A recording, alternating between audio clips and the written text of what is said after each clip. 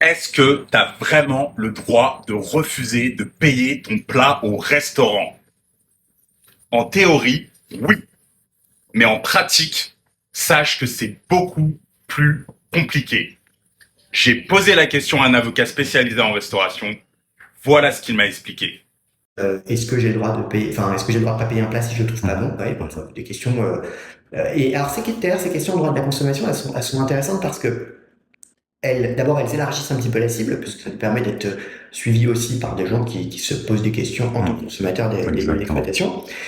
Et alors, paradoxalement, ça peut paraître surprenant, mais elles sont très compliquées à traiter pour un cabinet d'avocat. C'est beaucoup plus facile pour moi de traiter une grande question sur le bail commercial que en droit de la consommation, parce que le droit de la consommation, finalement, ça intéresse le grand public, c'est vrai, mais c'est pas si facile de trouver les fondements juridiques. Vous voyez, c'est une vraie question qu'on m'avait posée. Est-ce que j'ai le droit de ne pas payer un plat que je ne trouve pas bon?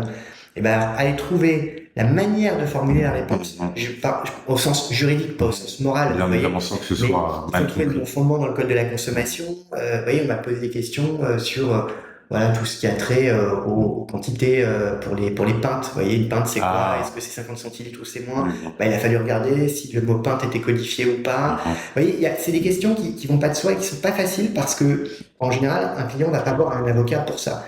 Je prends l'exemple des non, pintes. il va aller se plaindre à l'hygiène. Voilà, il Exactement. va aller dénoncer, essayer de mettre un mauvais commentaire, mais il va pas prendre ce temps, cette énergie d'aller Ben, ouais, et jusqu'à... puis il y a un enjeu économique. Vous voyez.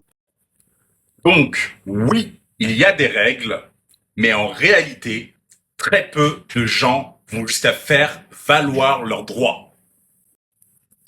Pas parce qu'ils ne peuvent pas, mais plutôt parce que ça ne vaut pas le coup à cause de l'enjeu économique. Si tu veux creuser ces sujets et que ça t'intéresse, sache que Baptiste Robelin vient de sortir un livre, je te le mets en description.